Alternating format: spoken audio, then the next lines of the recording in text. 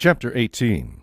Now it came to pass in the 3rd year of Hoshea the son of Elah, king of Israel, that Hezekiah the son of Ahaz, king of Judah, began to reign. He was 25 years old when he became king, and he reigned 29 years in Jerusalem. His mother's name was Abi, the daughter of Zechariah. And he did what was right in the sight of the Lord, according to all that his father David had done. He removed the high places, and broke the sacred pillars, cut down the wooden image, and broke in pieces the bronze serpent that Moses had made. For until those days the children of Israel burned incense to it, and called it Nehushtan. He trusted in the Lord God of Israel, so that after him was none like him among all the kings of Judah, nor who were before him. For he held fast to the Lord, he did not depart from following him, but kept his commandments, which the Lord had commanded Moses. The Lord was with him, he prospered wherever he went, and he rebelled against the king of Assyria, and did not serve him. He subdued the Philistines as far as Gaza and its territory, from watchtower to fortified city. Now it came to pass in the 4th year of King Hezekiah, which was the 7th year of Hoshea the son of Elah, king of Israel, that Shalmaneser, king of Assyria, came up against Samaria and besieged it. And at the end of 3 years they took it. In the 6th year of Hezekiah, that is the 9th year of Hoshea, king of Israel, Samaria was taken. Then the king of Assyria carried Israel away captive to Assyria, and put them in Halah, and by the Habor, the river of Gozan, and in the cities of the Medes, because they did not obey the voice of the Lord their God, but transgressed his covenant, and all that Moses the servant of the Lord had commanded, and they would neither hear nor do them. And in the 14th year of King Hezekiah, Sennacherib king of Assyria came up against all the fortified cities of Judah, and took them. Then Hezekiah, king of Judah, sent to the king of Assyria at Lachish, saying, I have done wrong. Turn away from me. Whatever you impose on me, I will pay. And the king of Assyria assessed Hezekiah, king of Judah, 300 talents of silver and 30 talents of gold. So Hezekiah gave him all the silver that was found in the house of the Lord and in the treasuries of the king's house. At that time Hezekiah stripped the gold from the doors of the temple of the Lord, and from the pillars which Hezekiah king of Judah had overlaid, and gave it to the king of Assyria. Then the king of Assyria sent the Tartan, the Rabsaris, and the Rabshakeh from Lachish with a great army against Jerusalem to King Hezekiah. And they went up and came to Jerusalem. When they had come up, they went and stood by the aqueduct from the upper pool, which was on the highway to the fuller's field. And when they had called to the king, Eliakim the son of Hilkiah, who was over the household, Shebna the scribe, and Joah the son of Asaph the recorder came out to them.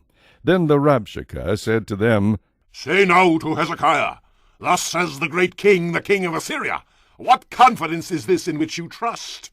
You speak of having plans and power for war, but they are mere words. And in whom do you trust that you rebel against me? Now look, you are trusting in the staff of this broken reed, Egypt, on which if a man leans, it will go into his hand and pierce it.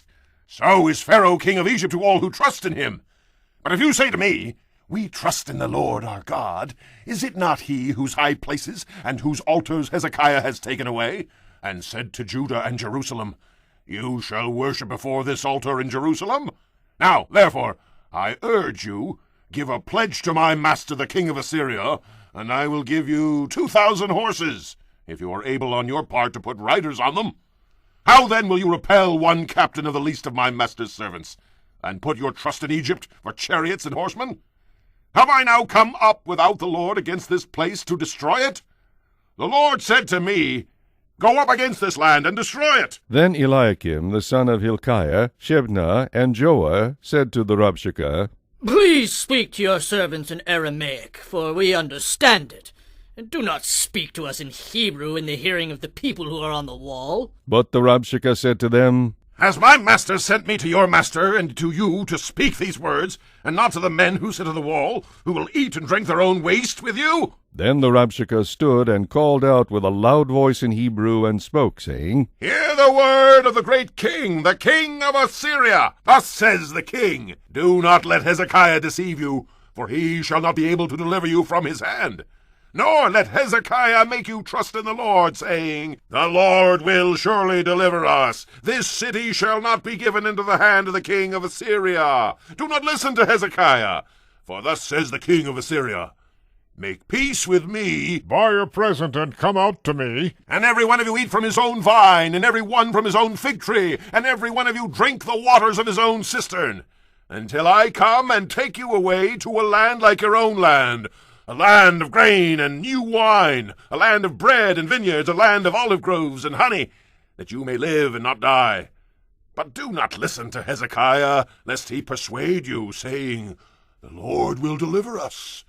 Has any of the gods of the nations at all delivered its land from the hand of the king of Assyria? Where are the gods of Hamath and Arpad?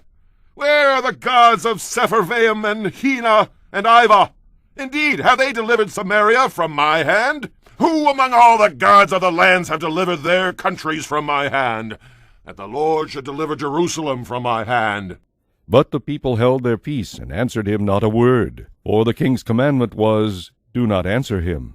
Then Eliakim the son of Hilkiah, who was over the household, Shebna the scribe, and Joah the son of Asaph, the recorder, came to Hezekiah with their clothes torn, and told him the words of the Rabshakeh.